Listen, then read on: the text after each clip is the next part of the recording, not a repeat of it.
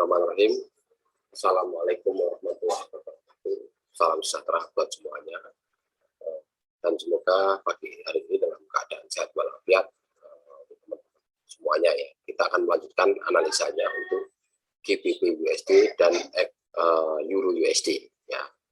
Teman-teman tentunya tahu tren yang sudah terbentuk di D1 ya, sudah tahu dan sudah membaca. Jadi untuk D1-nya itu masih ditutup di posisi buyer itu menguat ya. Artinya kalau kita lihat dari tren kecilnya seperti ini pun buyer sedang naik. Ini di posisi pantulannya. Jadi teman-teman ini harus memahami. Ini untuk GBP USD ya.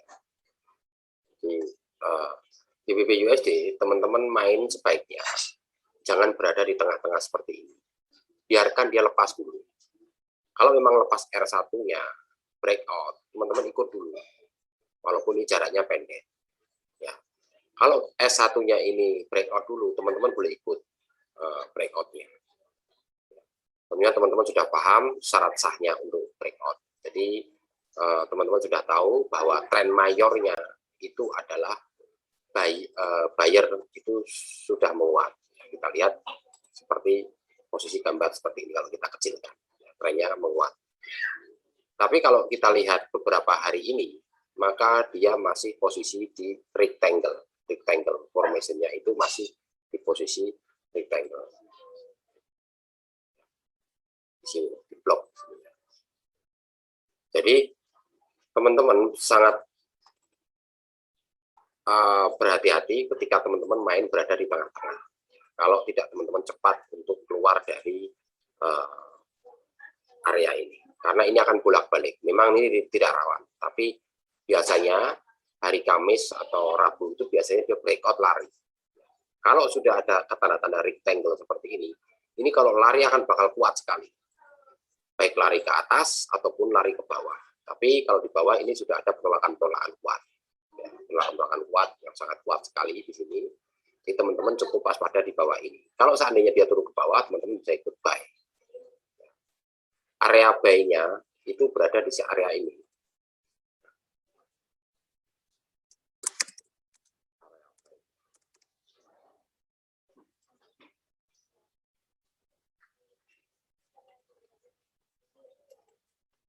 Area buy. Nah, area sellernya itu ada di area ini.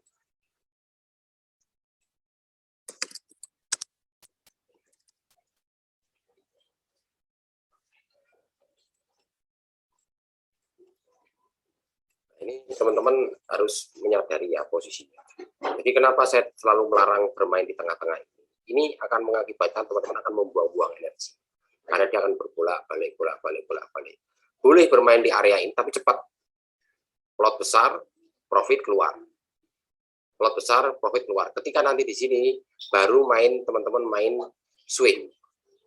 Tahan sampai 2 atau 3 candle, baru take profit. Boleh kalau sudah keluar dari area ini, kalau mau main reversal. Begitu juga di sini. Ketika teman-teman mau main lot swing, taruh di sini, kemudian kita tahan beberapa hari. Karena kita sudah tahu bahwa trennya ini sudah mulai trennya mayornya itu kuat buyer. Ya. Ini untuk GBP USD. Sekarang ini kita akan membahas juga untuk Euro USD. Untuk Euro USD. Euro USD pun sama, saya selalu menyarankan di blok tengah ini jangan sampai sekali-sekali ada entry di blok tengah. Ini akan merepotkan. Kita floating belum ketahuan arahnya. Begitu kita mengatakan ini buy, ternyata dia berbalik panjang di sini, maka teman-teman akan nunggu setengah hari lamanya. Bahkan kalau dia breakout dari S2-nya ini, maka bisa nunggu sampai beberapa hari. Ini yang jadi persoalan. Ya.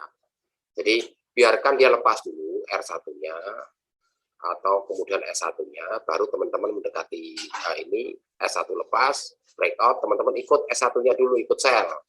Kalau ini breakout buy, teman-teman ikut buy. Ya, itu yang selalu saya sarankan. Jadi jangan pagi-pagi itu bermain, pagi-pagi itu baru masang strateginya. Kita itu mau mengarah kemana? Ini konsep trading yang cukup simpel. Jadi pekerjaannya adalah memang menunggu, tetapi sembari menunggu teman-teman harus mempunyai planning atau rencana kerja di mana dan di area mana kita itu mau entry dan di mana kita mau take profit itu sudah disiapkan dari awal. Jadi jangan dibiasakan ikut-ikutan temennya. Jadi teman-teman tidak punya konsep sendiri. Itu yang bikin kacau. Nanti teman-teman tidak akan ketemu jati diri teman-teman sendiri. Bagaimana teknik permainan saya tidak akan ketemu kalau teman-teman selalu ikut-ikutan. Jadi teman-teman harus punya konsep dan menguji.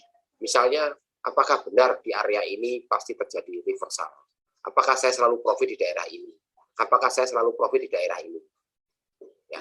Ataukah saya di tengah-tengah sini akan terjadi floating yang cukup panjang sampai setengah hari, bahkan sampai 2-3 hari.